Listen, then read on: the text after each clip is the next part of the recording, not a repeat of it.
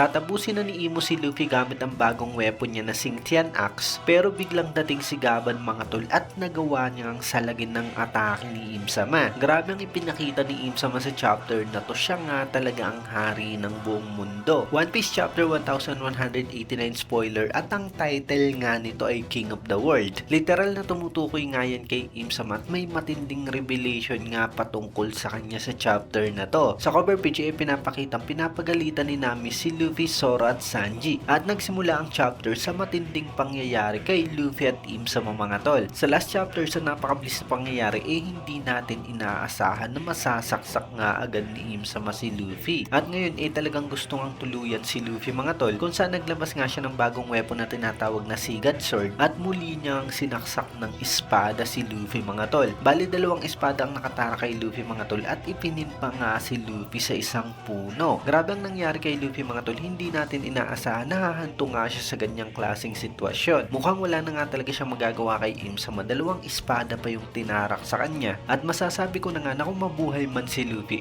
napakatinding pagkatalo nga nito para sa kanya. Anyway, eto na ata ang time ni Usopp mga tol dahil na-sense niya nga na may masamang nangyayari kay Luffy. It's been a while nung nakita natin yung matinding observation haki ni Usopp mga tol. Dressrosa arc pa nga yun at kung matatandaan nyo si Luffy nga rin yung iniligtas niya nung mga time na yun kay Sugar. At kahit malayo si Usopp mga tol, siguro kahit papaano may maitulong nga siya kay Luffy. At least man lang ma-distract si Im-sama gamit ang napakatinding observation haki ni Usopp mga tol. Update naman kay Gunko kung saan tuluyan ng araw na natunaw ang yelo kung saan nga siya nakulong. Pero hindi pa nga rin daw talaga ito nagkakaroon ng malay. At hindi nga natin sigurado mga tol kung sakaling magkaroon ng malay si Gunko, kung mariregain niya ba yung tunay niyang consciousness o makokontrol pa rin siya ni Im-sama. Siguradong malaking tulong kung magiging kampi nga siya ng mga Straw Hat, pero napakatindi naman kung magiging kalaban nga muli siya. Si Loki naman naalala yung naging pag-uusap nila ni Shanks noong mga time na namatay nga si King Harald, kung saan sinabi nga raw ni Shanks na ang world government naghahanda para sa isang future war at ang kalaban nga raw nila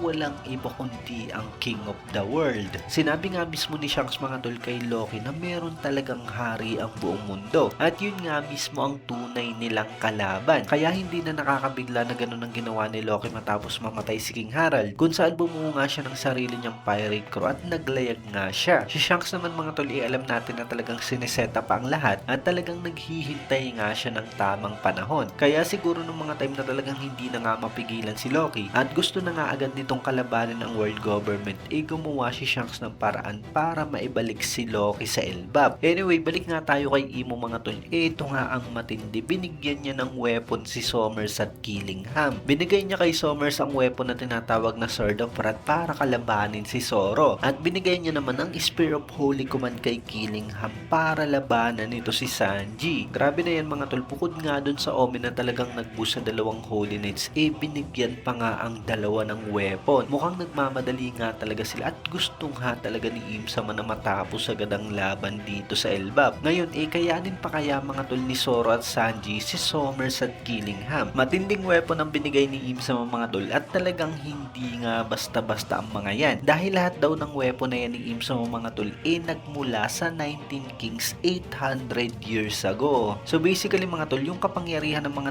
19 Kings 800 years ago na siya nga nagtatag ng world government napunta nga kay Im-sama yung mga weapon nila. At maaaring pati mga kapangyarihan ng mga 19 Kings na yun mga tol napunta nga rin kay Im-sama. Kaya pala napakaraming weapon ni Imo mga tol at hugot nga lang siya ng hugot. Yan din siguro mga tol yung rason kung bakit obsessed nga si Im-sama kay Lily. Dahil kasali nga ang kalabasa sa 20 kingdoms na bumuo ng world government at sa hindi pa nating malamang dahilan mukhang nag-traitor nga si Lily kay Imo. At maaaring dahil doon sa ngayon hindi nga kumpleto ang kapangyarihan ni Im-sama. Kaya siguro gusto niya nga talaga ngayon na makuha si Vivi. Anyway, dito sa last part ng chapter, papatay na nga talaga ni Imo si Luffy gamit ang bagong weapon na tinatawag na Xingtian Axe. Pero biglang dating nga dyan si Gaban mga tol at sinalag niya nga ang atake ni Im-sama. So ngayon lang muli gumalaw si Gaban mga tol matapos nga yung nangyari sa kanya kay Gunko. Napakahirap nga ng lagay ni Luffy sa ngayon, buti na nga lang at nandyan mga tol si Gaban. Pero maaaring magsakripisyo nga siya mga tol para mailigtas si Luffy. Kung sakaling merong ilabas na bagong kapangyarihan si Luffy mga tol,